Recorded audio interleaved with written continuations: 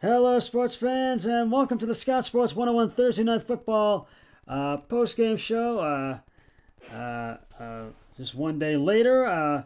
Boy, what a game! What a Thursday night! What a game on Thursday Night Football for the Browns. The Browns get a win they absolutely had to have, and they salvaged their season as they and they got it as they beat the Denver Broncos 17-14 last night. Well, Thursday night at First Energy Stadium. D'Ernest Johnson, who filled in for the injured Nick Chubb and Baker Mayfield for that matter. Johnson did a heck of a job.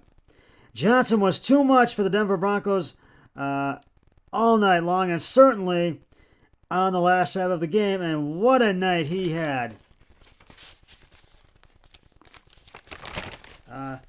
He stepped in and gave the Browns an amazing performance. One to remember, 146 yards and a touchdown. And he's one of my game balls for tonight. But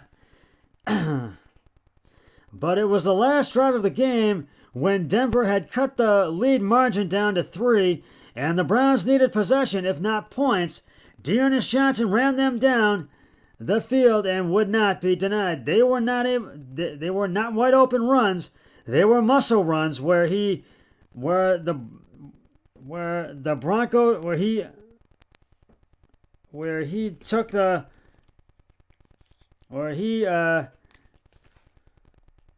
took Bronco tacklers to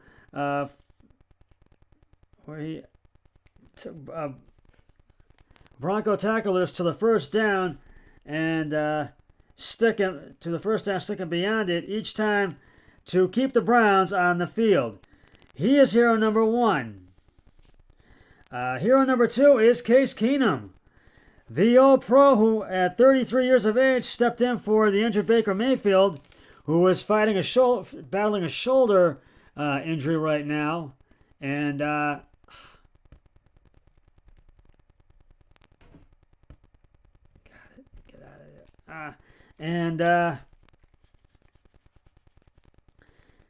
and he won the game, and he operated the Browns' offense flawlessly, using 10 different receivers to throw for 199 yards and a quick touchdown pass to Johnny Stanton that gave the Browns a 10-point lead. Overall, he just smoothly ran Kevin Stefanski's system, which, of course, he knows so well from his year in Minnesota with the Vikings, when Stefanski was his quarterbacks coach. The Browns got a shot in the arm late in the afternoon when it was announced that Jarvis Landry was ready to go. In a badly needed win, he gave them 5 gutsy catches, and he is the motor that makes the Browns offense move. And anytime they start to wheeze and sputter, they throw that slant to Landry, and he really gets the job done. Landry's night. Landry might have nicked up that leg again late in the game, unfortunately. Remember, he is just back from a sprained MCL, but he was sensational in the ball game to help the Browns carry through and get the win. As for the Browns defense, they came up with a turnover when John Johnson III picked off Teddy Bridgewater in the end zone early in the second quarter. They only gave up a couple of touchdowns and held serve, playing so much better than they had in the 2 previous weeks. Overall, the Browns are now 4-3. That 2-game losing streak is behind and beyond them, and they get time, which is a most precious thing for them, to heal and hopefully get some of our players back from injury. Then a week from Sunday, they finally get into the AFC North. Their first division game when they will take on the Pittsburgh Steelers at First Energy Stadium on Halloween, no less.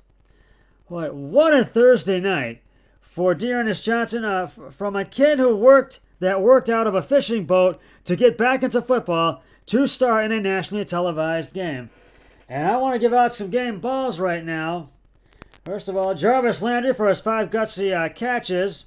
Dearness Johnson, 22 carries on attempts, 146 yards, 1 touchdown.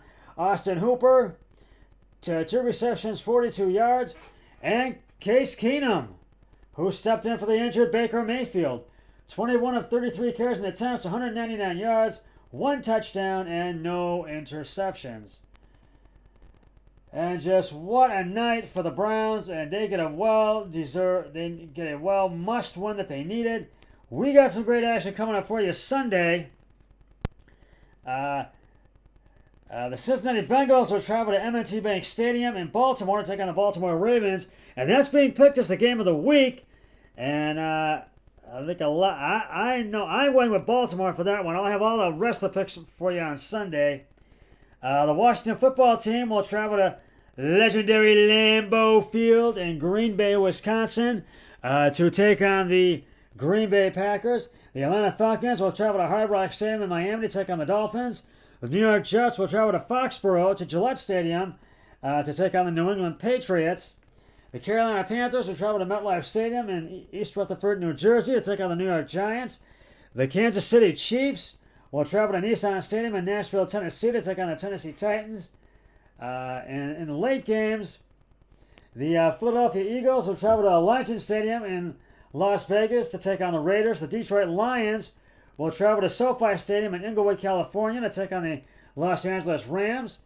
The Houston Texans will travel to University of Phoenix Stadium in Arizona to take on the unbeaten Arizona Cardinals. The Chicago Bears will travel to Raymond James Stadium to take on Tom Brady and the Tampa Bay Buccaneers. And the Sunday night football game, the Indianapolis Colts will travel to Levi's Stadium to take on the San Francisco 49ers. And Monday night football, the New Orleans Saints will travel to Logan Field in Seattle to take on the Seahawks. And the bye weeks are Buffalo, Dallas, Jacksonville, the Los Angeles Chargers, Minnesota, and Pittsburgh. That's what's coming up this weekend. Once again, the Browns get a must win and get their season back on track, as they are now 4-3 by beating the Denver Broncos by the final score of 17-14. Enjoy your Browns Victory Friday, Browns fans, and enjoy it all weekend long, Browns fans, because we all deserve it. Well, that's just about going to wrap it up for the Scott Sports 101 Thursday Night Football postgame show. I'll be back with the Sunday Night Football with the Scott Sports 101 NFL Football Sunday Early Games postgame show, and all of my and the Early Games postgame show and all that on Sunday. But until then, always remember, be a team player each and every day and every way possible. So long, everybody. 3, 2, 1. I'm done.